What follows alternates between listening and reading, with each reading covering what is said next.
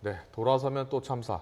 세월호 참사와 같은 재난이 재발하는 것을 막고 또 적시에 대응하기 위해서 국민안전처가 출범했는데요. 재난공화국이라는 오명에서 벗어날 수 있는 계기가 정말 돼야 할 것 같습니다. 그런데 한편으로는 급하게 만들어진 정부 조직이 제대로 역할을 할 수 있을지에 대한 우려의 목소리도 적잖이 나오고 있는데요. 안전 전문가 두 분과 얘기 나누겠습니다. 기술사이신 이송규 한국서부발전 상임감사, 박재성 숭실사이버대 소방방재학과 교수 나오셨습니다. 네, 어서 오십시오. 어서 오십시오. 네, 안녕하십니까. 네, 두 분이 이성규입니다. 워낙 안전 전문가분들이어서 네. 정말 오늘 좋은 답변 기대를 하겠습니다. 먼저 국민안전처가 어떤 곳인지 살펴보도록 하겠습니다. 그래픽 보여주시죠. 네, 설명해 주세요. 네, 국민안전처는 기존의 안전행정부 산하에 있던 안전관리본부와 네. 소방방재청, 해양수산부 산하에 있던 해양경찰청을 통합한 조직입니다. 네, 그렇군요. 육상, 그래서 육상, 해상, 네. 자연재난, 사회재난, 재난대응 체계를 이제 통합한 재난안전컨트롤타워가 생겼다고 볼 수 있고요. 네. 주요 조직을 좀 살펴보면 차관 아래 안전감찰관과 중앙재난안전상황실이 있습니다. 네. 네, 소방방재청은 중앙소방본부로 흡수 통합이 됐고요. 예. 해양수산부 산하에 있던 해양경찰청은 해양경비안전본부로 이렇게 통합이 됐습니다. 알겠습니다. 잘 봤습니다. 자, 박재성 교수님. 네.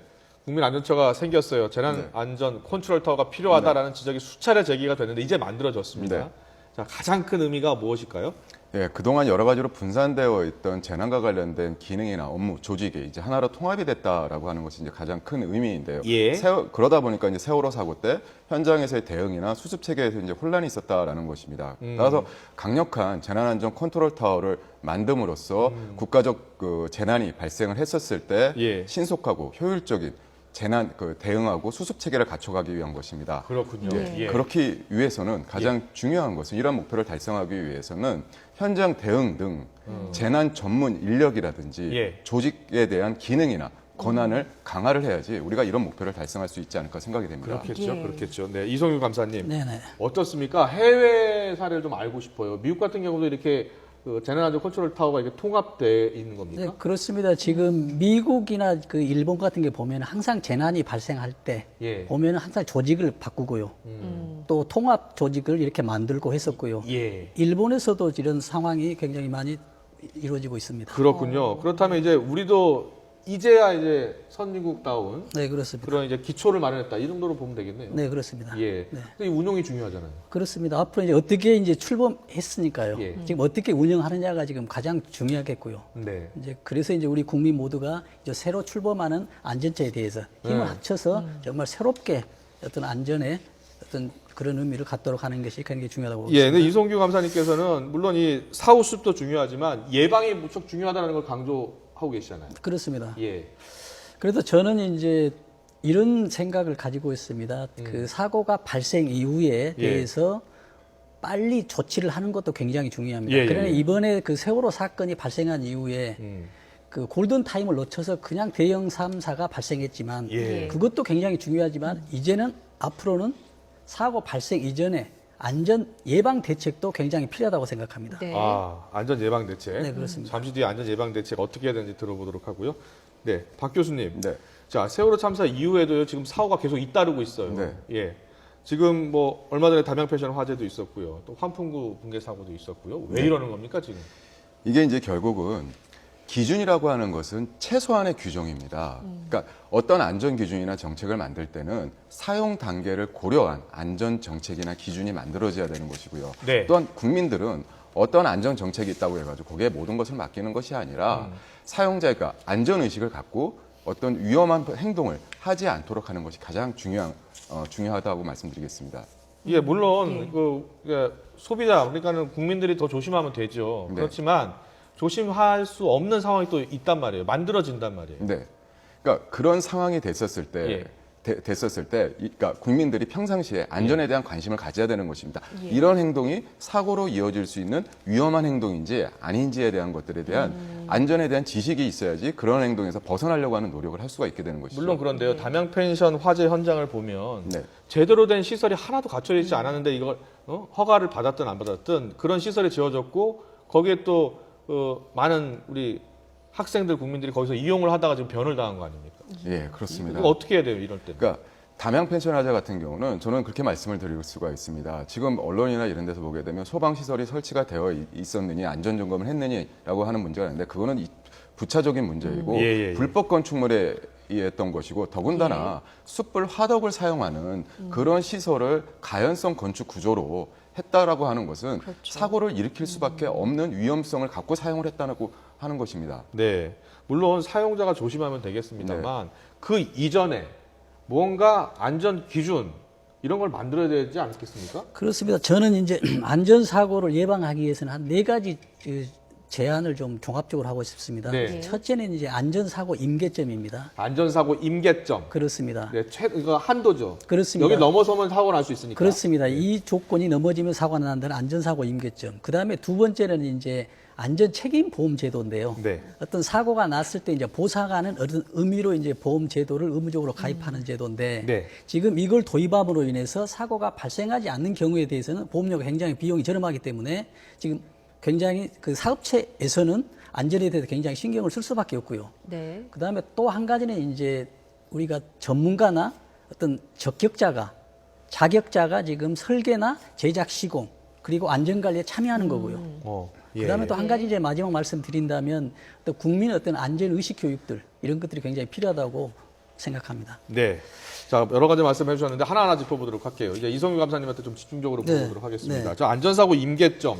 좀 최근 일어난 사고의 예를 들어서 한번 설명해 주실래요? 그렇습니다. 지금 보면은 2월에 있는 마우나 리조트 사고가 있었거든요. 예. 근데 거기에 60cm 이상이면 무너졌어요. 아, 그러는데 그 60cm가 되면 눈이 무너진다. 60cm 쌓이면? 그렇죠. 지붕에 60cm 쌓이면 무너졌는데 60cm가 지붕에 쌓이면 무너진다는 사실을 누구도 알지 못했습니다. 저도 알지 못했어요. 그러나 계산을 해보니 60cm였습니다. 예. 그래서 눈에 대한 임계점은 60cm다. 아. 그러면 원인이 눈 60cm, 그 센치를 알았었더라면 관리자나 경비나 아니면 그 시설을 이용했던 사람들라도 눈을 치우든지 아니면 대피를 했었든지 이런 사고가 있었기 때문에 안전사고 임계점. 그러나 이 요인은 눈만 있는 게 아니고요. 비도 있고요.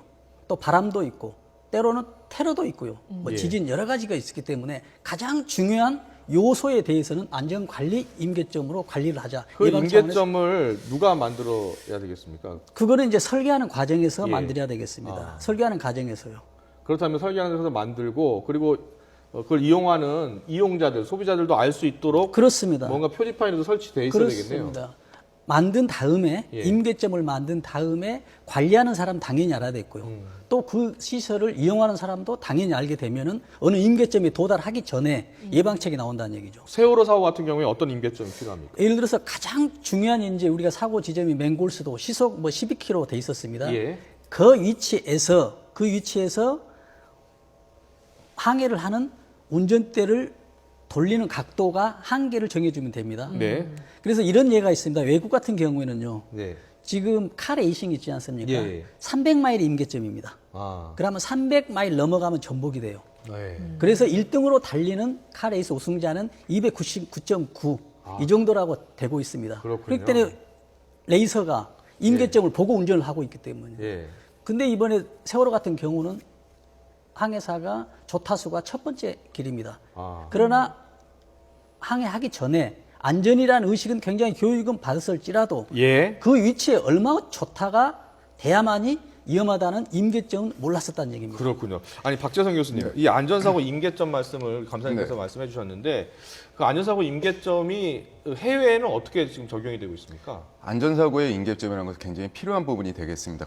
그 임계점을 넘어서게 되면 그게 사고로 이어지게 되는 것인데 예. 또한 중요한 것은 뭐냐? 임계점에 대한 기준점을 잡아주되 예. 그것들이 결국 교육과 훈련으로 가야 된다는 것입니다. 임계점이라는 것은 결국 기준이나 매뉴얼이 되는 것인데 예. 그게 사고가 발생하는 그런 상황에서는 평상시에 교육과 훈련이 따라주지 않은 상황에서는 예. 그런 부분에 대한 것들이 잘 지켜지지 않게 되는 것이죠. 당황하고. 예, 그 임계점이 정해지면 당연히 교육 훈련이 뒤따라야 되고요. 그리고 설계와 시공 네. 이때도 전문가가 아예 그렇습니다. 참가를 해야 되는 처음부터 그렇습니다. 안전 전문가가. 그렇습니다. 예. 지금 보면은 대형이나 중요한 시설의 설계, 제작, 시공, 안전 분야에 각 분야에서는 전문가나 자격자가 투입하게 돼 있습니다. 제도상으로. 지금도 돼 있다. 지금은 예. 돼 있긴 하는데 지금 사업자 입장에서 보면은 이런 전문가들이나 자격자들을 이용했을 경우에 비용이 들어가기 때문에요. 네. 이걸 회피하고 있고요. 아, 또 작은 부분에 대해서 안전시설이나 건물에 대해서는 참여하지 않아도 되는 이런 규정들이 있기 때문에 법적인 강제가 없나 보죠? 그렇죠. 그래서 이제 이번에 안전처가 되면은 법률적으로 엄격한 규제가 필요하다라는 그 말씀을 드리고 싶습니다. 예. 네, 알겠습니다. 자, 이 사전의 예방이 더욱더 중요하다 이런 말씀 계속 그렇습니다. 해주시고 계신데 박지성 교수님, 네. 아까 계속해서 이제 교육도 중요하다. 네. 그러니까 어떻게 보면은 안전사고가 발생하지 않도록 모두가 다 함께 알 수 있는 어떠한 제도적 기반이 필요하다 이런 말씀이신 것 같거든요. 예, 맞습니다. 예. 이게 이제 어떤 기준이나 매뉴얼이나 여러 가지가 잘 되어 있다 하더라도 예. 그게 평상시 국민들의 어떤 안전의식, 교육 훈련과 그 연계가 되지 않는다면은 결국 재난 상황이나 이런 쪽에서 그런 것들이 실질적으로 자기의 몸을 지키고 재난을 예방하는 쪽에서 작용을 하지 않는 부분이 발생을 합니다. 예. 근데 아직까지 우리나라에서는 재난이나 교육이나 훈련을 형식적인 면에 치우친다는 그렇죠, 거죠. 그렇죠. 나 한 번 받았어. 라고 하는 면에 치우치게 되는데 재난과 관련된 교육과 훈련은 반복적으로 함으로써 그게 몸에 배어서 재난 상황이 발생했을 때 자동적으로 나올 수 있는 그 정도 상태까지 되어야지만이 정말 자기가 재난에 대응할 수 있는 능력을 갖췄다라고 말씀드릴 수 있습니다. 뭐 다른 선진국 같은 경우에는 그런 교육이나 이런 그럼요. 것들이 좀 잘 선진국 이루어지고 같은 있습니까? 경우에서는 초, 중, 고등학교 과정에서부터 재난과 관련된 교육들이 계속 체계적으로 반복적으로 이루어지기 때문에 과연 이게 사고를 유발할 수 있는 위험한 행동인지 사고가 발생을 했었을 때 어떻게 행동을 해야지 그 사고에 의한 피해를 입지 않는지 이런 것들이 그런 어떤 위기 상황에서 자연스럽게 나오게 되는 것이죠. 그렇군요. 자, 이성윤 감사님, 또 안전책임보험제란 말씀 네. 해주셨는데 네. 안전책임보험제, 자, 이게 어떤 내용입니까? 지금 미국 같은 데는 지금 도입되고 있는데요. 네. 안전책임보험제는 사업자가 등록을 하게 될 때 아. 책임보험을 들어가는 경우거든요. 책임보험을 듣는다. 그렇습니다. 예를 들어서 이런 경우가 발생할 수가 있습니다. 네. 근로자가 과실로 인해 가지고 어느 사람에게 피해를 입혔을 예. 때 또는 어느 물건에 피해를 입혔을 때 보상할 능력이 없으면 이게 무용지물이 되는 거예요. 아. 보상을 받지 못해요. 예. 그러나 이 보험 제도가 도입됨으로 인해서 예. 그런 것은 물론입니다.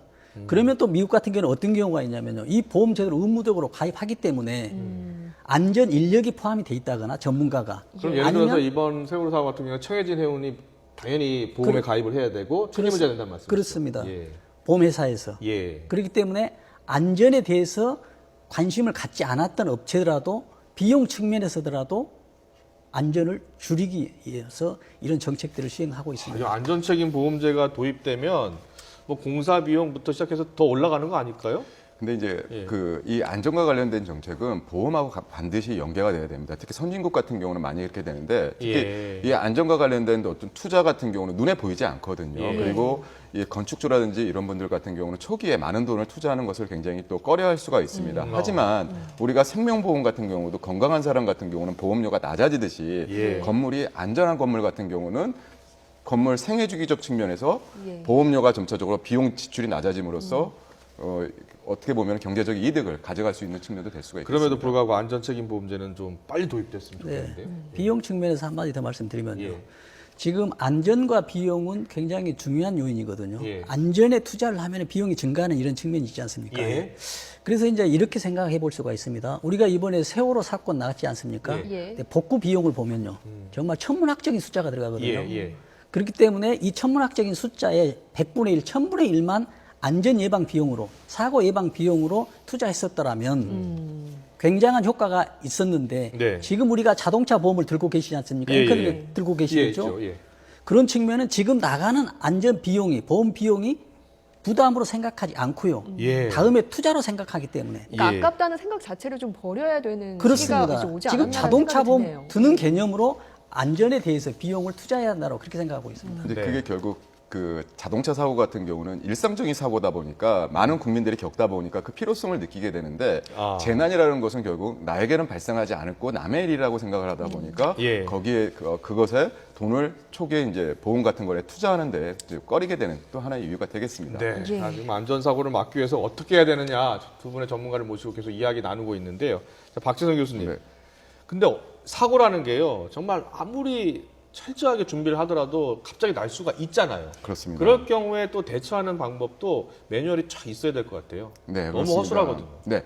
이 사고라는 것은 어떤 상황에 어떻게 전개가 될지 알 수가 없는 것입니다. 예. 따라서 어떠한 건물, 어떠한 시설에서 발생할 수 있는 사고의 시나리오를 정말 다양하게 그걸 준비를 하고 그것에 따라 가지고 교육 훈련이 이루어지고 시설이 갖춰져야지만이 예. 우리가 사고를 예방하고 피해를 줄일 수 있게 되는 것입니다. 그것도 그거지만 이 사고가 나고 네. 나서 이제 사고가 난 뒤에 이제 우리가 대처하는 모습을 보면요 너무 촉구적이거든요. 그렇습니다. 예. 이게 결국 우리나라 같은 경우는 비슷한 유형의 사고가 계속 반복적으로 예, 발생한다는 그렇죠. 예. 문제가 있습니다. 그것은 가장 대표적인 게 사고를 학습 구조로 가져가지 못한다는 것입니다. 사고가 발생을 했었을 때 그것에 어떤 문제가 있었는지 거기서 교훈을 가지고 가서 문제점에 대한 개선을 해줘야 되는데 그런 부분이 안 가는 것이고 너무 빨리 대책이 나오고 이러다 보니까 근원적인 부분에서 대책이 못 가져가주는 것이죠. 좀 선익은 대책들이 나왔다. 그렇죠. 지금까지는. 외국 같은 경우는 대형 사고가 발생하면 문제점 개선안에 대한 그 발표가 6개월이나 1년 후에 발표가 됩니다. 네. 하지만 우리나라는 너무 빨리 발표가 되다 보니까 근원적인 부분이 벗어나는 부분에서의 발표가 되는 경우, 대책이 되는 경우들이 종종 있습니다. 네. 자, 세월호 사고 이후 지금 발생한 이 또 대형 사고가 경기도 고양 종합터미널 화재 사고가 있었죠. 또 최근에 판교 환풍구 추락 사고 있었죠. 네, 그렇습니다. 2월에 마운라기도 담양의 있었고요. 한 펜션 화재 네, 있었고. 장성의 요양병원도 예. 있었고요. 자, 마지막 질문 드리겠습니다. 이성규 감사님. 이거 어떻게 하면 이렇게 이런 참사를 네. 끊을 수 있을까요? 그렇습니다. 지금 우리가 이제 안전처가 새로 이제 설립이 됐고요. 예. 그래서 우리 모든 제도들이 현실적인 제도로 이제 수립이 돼서 시행될 건데요. 이런 제도가 돼 있다고 해서 분명히 안전해지는 건 아닙니다. 그렇죠. 여기에 예. 기본적으로 국민들의 안전의식이 포함된다고 보고요. 예. 저는 이런 말씀을 드리고 있습니다. 우리나라도 이제 대형 재난 사고 가능성이 충분히 있다고 봅니다. 예, 예. 지금 일본 같은 경우에 보면은 지금 그 후쿠시마 원전 사고가 발생했지 않습니까? 예. 이때 이 사고로 인해서 우리나라 한반도가 동쪽으로 5cm 이상 움직였다고 보거든요. 예. 그리고 또 지층이 상당히 틈이 굉장히 많아졌다고 봅니다. 예. 그렇기 때문에 이제 대형 사고가 발생할 수 있고요. 지금 작년도 기준으로 비하면요. 2013년도 기준은 강도 3점 이상의 지진이 평소보다 9.2가 발생했어요. 9.2배 정도 상승이 예, 예, 됐습니다. 예. 그래서 우리나라도 이제 원전 있고요. 또 해안에 있고요. 이제 지진도 작년에 9.2배 늘어났었고요. 네. 그래서 이런 문제가 또 있습니다. 그래서 예. 미국 같은 경우도 보면요. 미국에서도 지금 9.11 테러가 났었는데요. 우리나라도 보면은 초고층이고요. 또 항로가 있고 미국 같은 경우에 가장 지금 그 테러가 있었던 게 이념의 갈등에서 비롯된 거 아닙니까? 예. 우리나라도 이제 북한과 이념 갈등이 되기 때문에 이런 대형의 참사, 자연 재난이나 이런 인재나 이런 것들이 분명히 일어날 수 있다고 보기 때문에요. 예. 우리도 이제는 안전에 대해서 정말 책임감을 가지고요. 우리 모두가 그 노력한다면 정말 우리 국민 행복의 길에 우리가 모두 동참하는 것이 아닌가 이런 생각을 한번 해봅니다. 네, 잘 들었습니다. 뭐 일단은 이 안전사고를 막는 것 말씀하셨습니다만 국민 안전의식이 일단 굉장히 중요할 것 네. 같고요. 좀 체계적으로 제대로 된 이 대책을 만들지 않으면 또 일어나고 또 일어날 것 같습니다. 이번에는 제대로 국민안전처가 그 역할을 해냈으면 좋겠습니다. 박재성 숭실사이버대 교수 또 이성규 서부발전감사위원이셨습니다. 잘 들었습니다. 고맙습니다. 네, 고맙습니다.